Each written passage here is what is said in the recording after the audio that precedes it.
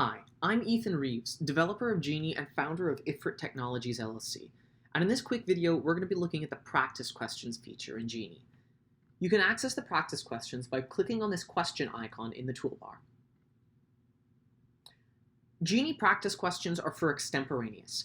The whole point here is that you can have a bank of hundreds of practice questions which you can drill yourself on to develop your understanding of current events, practice your speeches, and hone your skills before competition. The core of the practice questions feature is this screen right here. We have a couple of options. Let's go over them.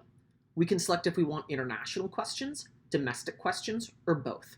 Once we've got that sorted off, just click Draw, and you'll be presented with a set of 3 questions to go over.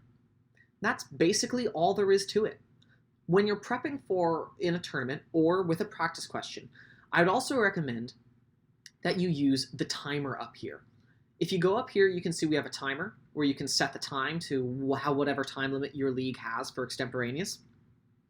Hit play, and then see it right there where your prep time counts down, so you don't have to worry about dealing with the prep monitor, or if there's a clock in the room, you can just do everything from right there. The other major part of the practice questions is how we get practice questions. Our practice questions, a lot of them come from you, the users, students, teachers, and coaches. If you have a practice question, please absolutely submit it. And for coaches and team leaders, I would recommend that you have your students regularly make practice questions as part of their extemporaneous training. Figuring out what exactly makes a good question and how to ask a really accurate question about current events can be a great help to analyzing questions in a competitive environment.